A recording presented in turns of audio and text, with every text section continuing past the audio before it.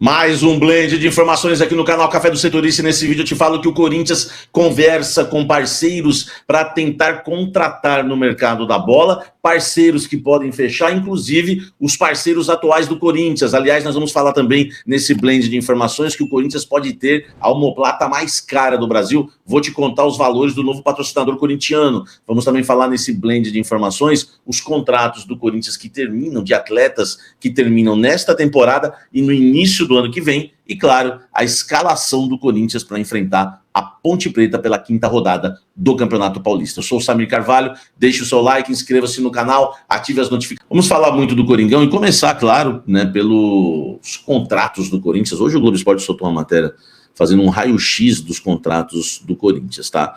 É uma matéria grande, depois vocês acompanham lá, uma bela matéria do meu amigo Iago Rudá, e você vai perceber aqui nessa matéria que o Corinthians tem alguns contratos, né, que já terminam no fim desta temporada. Aliás, dos 33 jogadores que iniciam, né, essa temporada com a camisa do Corinthians, quase 2/3, né, ou seja, 58%, possui vínculos com duração de pelo menos 2 anos, tá? São 14 os nomes que têm contrato até o final de 2026. 14 jogadores com contrato até o final de 2026. Apenas os atacantes Thales Magno, tá, e Giovani estão com situação indefinida. Então, só para você ter uma ideia, os contratos mais curtos do Corinthians. Thales Magno, empréstimo até junho desse ano, tá? Até junho de 2025.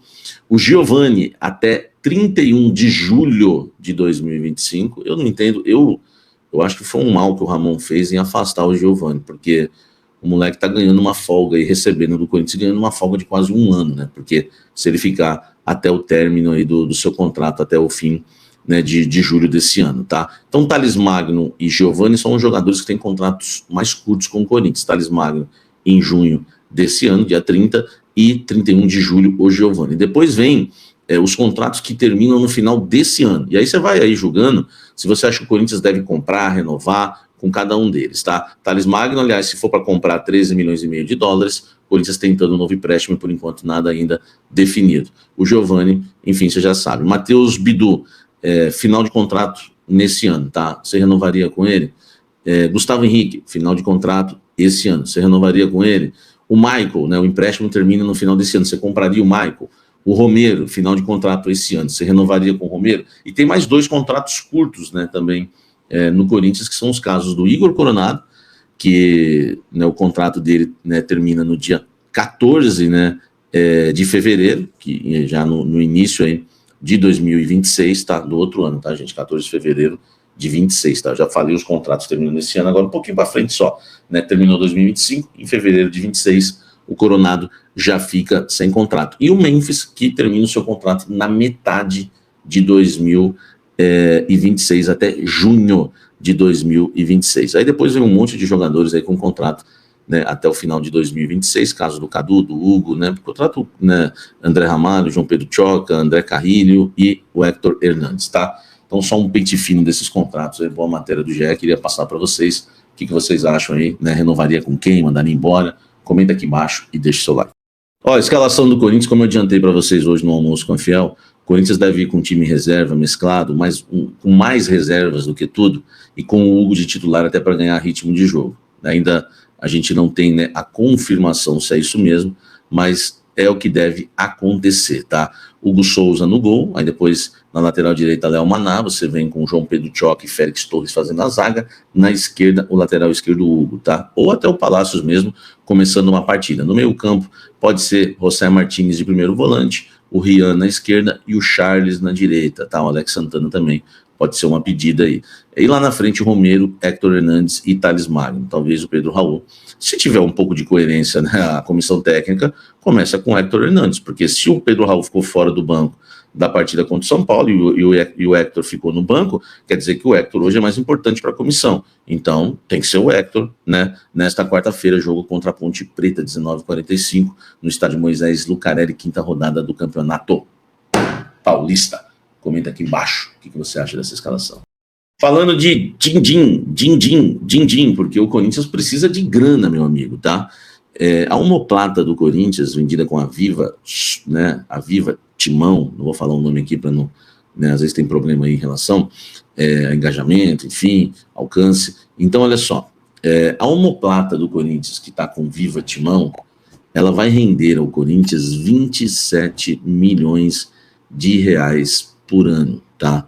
É um valor muito bom para uma omoplata, tá? Para as omoplatas, até porque, se eu não me engano, né, a omoplata que paga melhor é o banco, né? Acho que é RB, o banco que está aqui na omoplata do Flamengo, que paga ao Flamengo 25 milhões de reais por ano, né? O Corinthians fechando, né, com a Viva Timão por 27, passaria a ter a omoplata mais cara do Brasil, tá? Bom negócio pro Corinthians, né? Ter mais um patrocinador, o Corinthians que perdeu 4 patrocinadores, né, na camisa, né, com espaço em branco, e agora vai recuperando aos poucos e fazendo aí um bom contrato, como fez agora com a Viva Timão, tá? Eu já vou engatilhar, porque tem a ver até com o que eu vou falar agora em relação a reforços, mas deixa o like aí, só para garantir o like. Olha só, o Corinthians vive um problema de dívidas, né? O Corinthians vive um problema financeiro. O Corinthians, por isso, não contratou ninguém nessa janela de transferência, porque não tem grana. Eu trouxe a informação ontem para vocês que o Ramon Dias pediu 3 jogadores, até 4, na verdade, se fosse possível.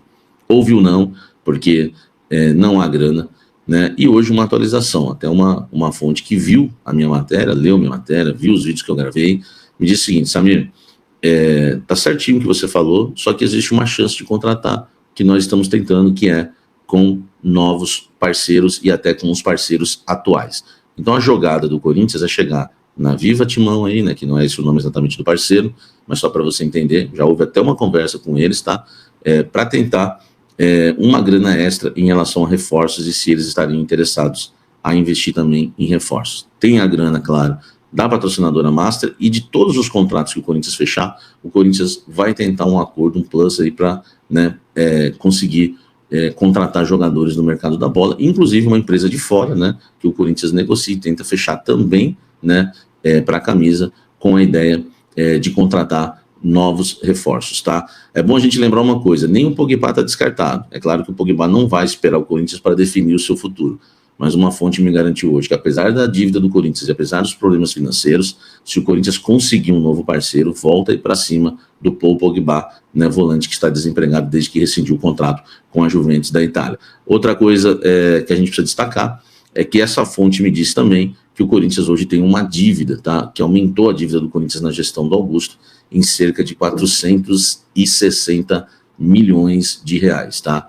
Em um ano de mandato do Augusto, a dívida aumentou em 460 milhões de reais. E o Augusto tirou o pé do freio nessa janela de transferências, porque até o final de fevereiro vão ser votadas as contas do Augusto, tá? Elas podem ser aprovadas ou reprovadas, dependendo do voto.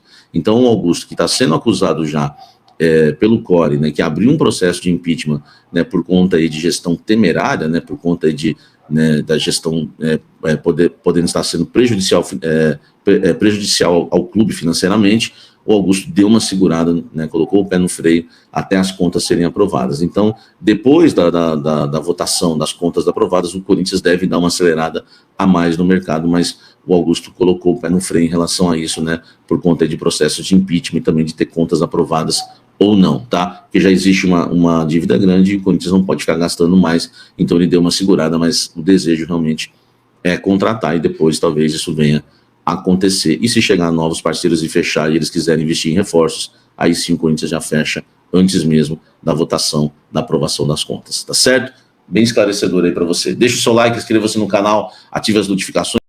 Em 2 semanas, Pedro Raul foi de fim do jejum afora dos relacionados no Corinthians.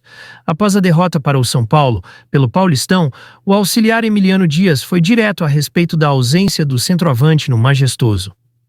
A decisão de Pedro Raul é que tem que escolher entre um e outro. Escolhemos Héctor Hernández, afirmou em entrevista coletiva no Morumbis. Após amargar jejum de 9 meses, o camisa 20 começou a temporada balançando as redes, ao dar a vitória ao Timão sobre o Red Bull Bragantino, na estreia do Paulistão. O último tento do atacante havia sido em 9 de abril do ano passado, na goleada sobre Nacional, do Paraguai, totalizando 25 jogos desde então. Pedro Raul voltou a ganhar minutagem nas 2 partidas anteriores. Diante do Velo Clube, ele entrou aos 31 minutos da segunda etapa. Já contra o Água Santa, o atacante começou entre os titulares e por pouco não anotou seu segundo gol no ano, após cruzamento de Diego Palacios. Ele permaneceu no gramado da Neoquímica Arena em todo o duelo. No majestoso, Pedro foi preterido por Héctor Hernández, que chegou ao timão no meio do ano passado e ainda não desencantou em 6 embates disputados. O espanhol, após lidar com lesões na reta final de 2024, atuou como titular na estreia de 2025, sendo substituído pelo camisa 20, e não recebeu mais minutagem até o momento. Deixe seu like e se inscreva no canal para não perder as próximas notícias do Corinthians.